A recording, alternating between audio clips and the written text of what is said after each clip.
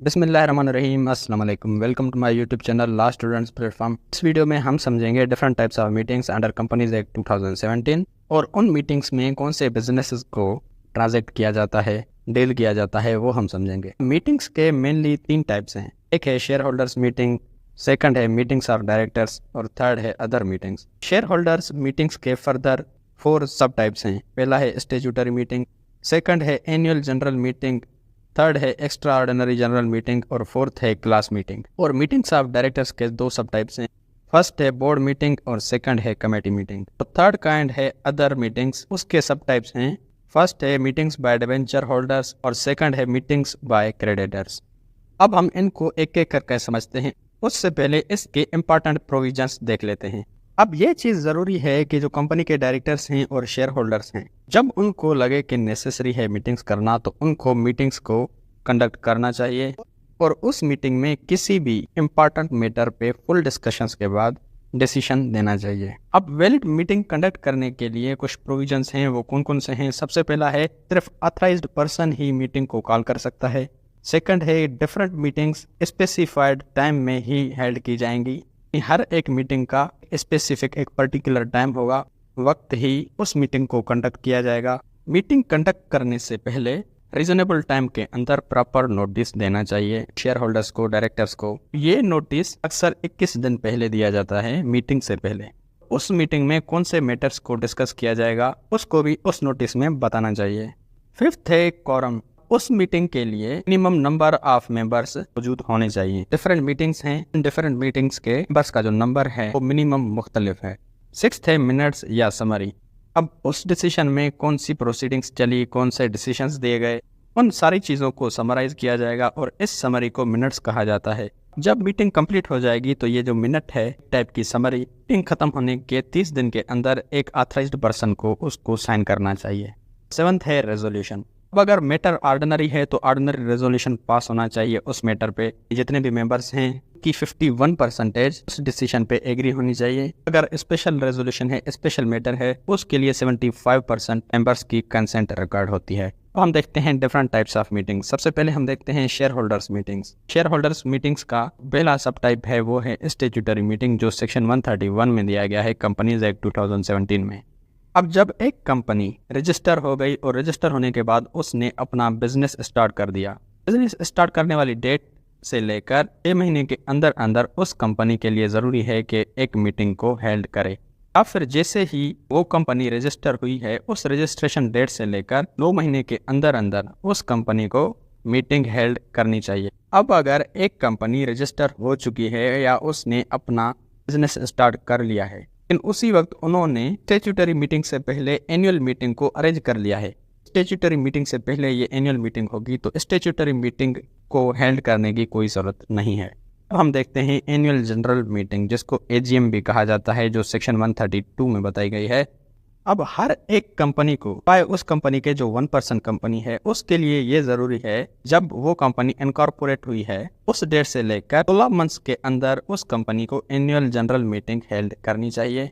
पहली मीटिंग तो 16 महीने के बाद हो गई, उसके बाद उस कंपनी को हर साल एक मीटिंग कंडक्ट करनी होगी। अब ये कैसे होगी? फाइनेंशियल ईयर होता है कि जो क्लोजिंग डेट होती है, उस क्लोजिंग डेट के 4 महीने के अंदर अंदर उस कंपनी को मीटिंग होल्ड करनी चाहिए। पहली मीटिंग जैसे ही कंपनी इनकॉर्पोरेट हुई, रजिस्टर हुई, उस डेट से लेकर 16 महीने के अंदर अंदर पहली मीटिंग होगी। उसके बाद जितनी भी मीटिंग्स होंगी हर साल एक मीटिंग होगी। क्लोजिंग फाइनेंशियल ईयर क्या होता है? यानी ऐसी डेट जिस डेट को फाइनेंशियल ईयर खत्म होता है, इस डेट को कंपनी के जो फाइनेंशियल अकाउंट्स होते हैं वो क्लोज हो जाते हैं।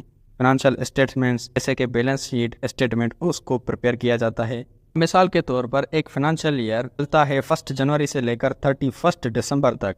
जो 31 दिसंबर है उसको फाइनेंशियल ईयर की क्लोजिंग डेट माना जाएगा। इस डेट को कंपनी के फाइनेंशियल अकाउंट्स को बंद किया जाएगा, इसकी बैलेंस शीट बनाई जाएगी, स्टेटमेंट को प्रिपेयर किया जाएगा। जैसे मैंने आपको बताया, क्लोजिंग डेट होती है फाइनेंशियल ईयर की, उस डेट से लेकर 4 महीने के अंदर उस कंपनी को मीटिंग होल्ड करनी चाहिए। जैसे कि हमने एग्जांपल में देखा 31 दिसंबर क्लोजिंग डेट है फाइनेंशियल ईयर की, के हिसाब से 4 महीने के अंदर मीटिंग को 13 अप्रैल से पहले पहले होल्ड कर लेना चाहिए। क्लोजिंग ईयर की डेट से 4 महीने के अंदर अंदर एनुअल जनरल मीटिंग में ऑर्डिनरी बिजनेसेस और स्पेशल बिजनेसेस को ट्रांजैक्ट किया जाता है, उनको डील किया जाता है। अब इस मीटिंग में कोरम कितना होना चाहिए, कितने मेंबर्स मौजूद होने चाहिए। अगर उस कंपनी के टोटल मेंबर्स 1000 हैं, कम से कम उस मीटिंग में 5 मेंबर्स मौजूद होने चाहिए। अगर उस कंपनी के टोटल मेंबर्स या शेयर होल्डर्स 1000 से लेकर 5000 तक हैं, उस मीटिंग में कम से कम 15 मेंबर्स मौजूद होने चाहिए। अगर उस कंपनी के टोटल मेंबर्स 5000 से ज़्यादा हैं, उस मीटिंग में कम से कम 30 मेंबर्स मौजूद होने चाहिए। थर्ड है एक्स्ट्रा जनरल मीटिंग, जिसको EGM भी कहा जाता है, जो सेक्शन 133 ऑफ कंपनीज एक्ट 2017 में बताई गई है। अब उस कंपनी का जो बोर्ड है, यानी जो डायरेक्टर्स वगैरह पे मुश्तमिल होता है, वो बोर्ड किसी भी टाइम पर एक्स्ट्रा ऑर्डिनरी जनरल मीटिंग को कॉल कर सकता है किसी भी अर्जेंट मैटर को कंसीडर करने के लिए। लेकिन इस मीटिंग को कॉल करने के लिए कंपनी के शेयर होल्डर्स के अप्रूवल की ज़रूरत होती है। इस मीटिंग में सिर्फ स्पेशल बिजनेसेस को ही ट्रांजैक्ट या डील किया जाता है। फर्दर डायरेक्टर्स या ऑडिटर्स को अगर रिमूव करना हो तो इन मैटर्स को भी डिस्कस किया जाता है। अब ये मीटिंग कौन कॉल कर सकता है? एक तो बोर्ड ऑफ डायरेक्टर इस एक्स्ट्रा ऑर्डिनरी जनरल मीटिंग को कॉल कर सकते हैं। सेकंड है board of directors on the request of share holders, यानी उस कंपनी के जो शेयर होल्डर्स हैं वो रिक्वेस्ट करेंगे बोर्ड ऑफ डायरेक्टर्स को कि इस मीटिंग को कॉल करो। थर्ड है share holders themselves, share holders खुद इस मीटिंग को कॉल करेंगे। और फोर्थ है ट्राइब्यूनल या कोर्ट भी इस मीटिंग को कॉल कर सकती है। अब इस मीटिंग में कोरम कितना होता है, यानी मेंबर्स कितने मौजूद होने चाहिए? तो अगर पब्लिक कंपनी है तो कम से कम 5 मेंबर्स इस मीटिंग में मौजूद होने चाहिए। अगर प्राइवेट कंपनी है तो कम से कम 2 मेंबर्स मौजूद होने चाहिए। अब शेयर होल्डर्स मीटिंग का लास्ट टाइप है class meeting. Class meeting particular class of share holders की मीटिंग होती है। एक कंपनी के जितने भी शेयर होल्डर्स होते हैं, उन शेयर होल्डर्स के भी क्लासेस होते हैं, मुख्तलिफ शेयर होल्डर्स होते हैं, उनके मुख्तलिफ प्रिविलेजेस और पावर्स होते हैं। क्लास मीटिंग में उन particular class of share holders को कॉल किया जाता है। इस मीटिंग में एक रेजोल्यूशन पास किया जाता है, जो रेजोल्यूशन सिर्फ उन क्लास ऑफ शेयर होल्डर्स पे ही बाइंडिंग होगा। तो शेयर होल्डर्स के डिफरेंट क्लासेस होते हैं। अब हम देखते हैं second type, meetings of directors. इसके 2 सब टाइप्स हैं। अब सबसे पहला है बोर्ड मीटिंग। अब जो बोर्ड मीटिंग्स होती हैं वो एक साल में 4 मीटिंग्स कंडक्ट किए जाते हैं, means quarterly in a year, या फिर अगर ज़रूरत हो तो इससे एक्सीड भी कर सकती हैं। बोर्ड मीटिंग्स अक्सर एक साल में 4 दफ़ा ही कॉल की जाती हैं। उस कंपनी की जो फर्स्ट मीटिंग है, जैसे ही कंपनी रजिस्टर हुई है, पहली मीटिंग उसके 30 दिन के अंदर अंदर होल्ड होनी चाहिए। अब उस मीटिंग को होल्ड करने के 7 दिन से पहले उस कंपनी के मेंबर्स को नोटिफाई करना चाहिए कि हम बोर्ड मीटिंग होल्ड कर रहे हैं। इस मीटिंग में कोई भी प्रॉक्सी अलाउड नहीं होगा। डायरेक्टर्स और शेयर होल्डर्स को खुद इस मीटिंग को ज्वाइन करना होगा और इस मीटिंग में मर्जर या एमलगेमेशन मैटर्स को डिस्कस किया जाता है, यानी उस कंपनी को अगर दूसरी कंपनी के साथ मर्जर किया जा रहा है तो इस टाइप के मैटर्स को इस बोर्ड मीटिंग में डिस्कस किया जाता है। सेकंड है कमेटी मीटिंग। उस कंपनी में डिफरेंट कमेटीज होती हैं, उन डिफरेंट कमेटीज की मीटिंग को जो हेल्ड किया जाता है उसको कमेटी मीटिंग कहा जाता है, जैसे कि audit committee, remuneration committee, nomination committee. अब ये मीटिंग एक साल में 2 दफ़ा कॉल किए जाते हैं। उसके बाद है थर्ड काइंड, अदर मीटिंग्स के फर्दर 2 सब टाइप्स हैं। सबसे पहले है मीटिंग्स बाय डिबेंचर होल्डर्स।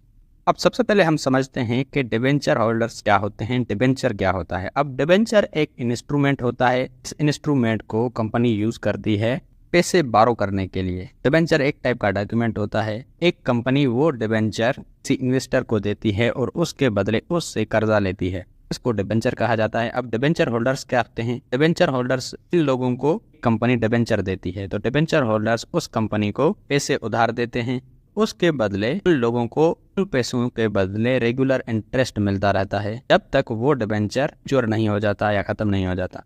अब डिबेंचर की मैच्योरिटी की डेट फिक्स होती है कि कब ये डिबेंचर खत्म हो जाएगा। उसके बाद उस कंपनी को लोगों को पैसे वापस करने होते हैं। कंपनी वो प्रिंसिपल अमाउंट यानी जितने भी पैसे उसने लिए थे वो वापस करेगी। तो ये जो डेब्ट होता है अनसिक्योर्ड डेब्ट होता है। सिक्योर्ड डेब्ट तो ये होता है अगर आप किसी को पैसे दे रहे हो तो उसके बदले आप उससे एक सिक्योरिटी ले रहे हो, यानी उससे मोबाइल ले रहे हो, उससे सोना ले रहे हो, जो सिक्योरिटी आप अपने पास रख रहे हो। ये अनसिक्योर्ड डेब्ट होता है। वो लोग कंपनी को पैसे देते हैं, उसके बदले कंपनी उनको कोई भी सिक्योरिटी प्रोवाइड नहीं करती, सिर्फ एक डिबेंचर देती है।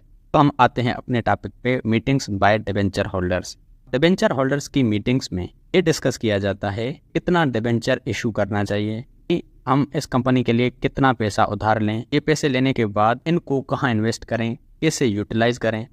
इस मीटिंग में डिबेंचर होल्डर्स को अवेयर किया जाता है कि जो पैसे आप दोगे हम इसको इस तरह यूटिलाइज करेंगे, आपके पैसे राइट प्लेस पे यूटिलाइज हो रहे हैं। जो भी चीज़ें वो इस मीटिंग में डिस्कस करेंगे वो सारी चीज़ें वो डिबेंचर ट्रस्ट डीड पे लिखेंगे। उसके बाद है मीटिंग्स ऑफ क्रेडिटर्स। तो ये मीटिंग वाइंडिंग अप या इंसॉल्वेंसी के केसेस में हेल्ड की जाती है। इसमें ये डिस्कस किया जाता है कैसे इस कंपनी के डेब्ट्स को सेटल किया जाए, कर्जों को उतार दिया जाए। जिन क्रेडिटर्स ने उस कंपनी को पैसे दिए होते हैं उनके साथ मीटिंग्स की जाती हैं और उसके बाद उस कंपनी के एसेट्स को बेच दिया जाता है। जितने भी क्रेडिटर्स हैं उनको पैसे दिए जाते हैं, कंपनी के डेब्ट्स को सेटल किया जाता है और जो पैसे बचते हैं शेयर होल्डर्स में बांट दिए जाते हैं। तो दोस्तों ये था हमारा आज का टॉपिक। उम्मीद है कि आपका कॉन्सेप्ट क्लियर हो गया होगा। रिक्वेस्ट एक ही करूंगा कि एक छोटा सा कोई सा भी कमेंट लाजमी कर दो। पहले अगर आप इंस्ट्रक्शंस फॉलो करते हो तो आपकी और भी मेहरबानी होगी। कंपनीज एक्ट 2017 के दूसरे वीडियोस देखने के लिए आप मेरे चैनल की प्लेलिस्ट विजिट कर सकते हैं या उस प्लेलिस्ट की लिंक आपको डिस्क्रिप्शन से मिल जाएगी। अगर आपको कंपनीज एक्ट के नोट्स चाहिए तो उसकी भी लिंक आपको डिस्क्रिप्शन से मिल जाएगी, क्लिक करके डाउनलोड कर सकते हैं। अगर आपको लॉ के रिगार्डिंग किसी भी टॉपिक की वीडियो चाहिए तो वो टॉपिक लिख के साथ में एलएसपी लिख के सर्च करेंगे तो आपको सबसे पहले मेरे वीडियोस मिल जाएंगी, जिससे आप अपना इजीली कांसेप्ट क्लियर कर सकते हैं। या फिर अगर आप मेरे चैनल की प्लेलिस्ट में जाते हैं तो वहाँ पर आपको हर सब्जेक्ट की अलग से प्लेलिस्ट मिल जाएगी, जहाँ पर उस सब्जेक्ट के सारे वीडियोस मिल जाएंगे आपको।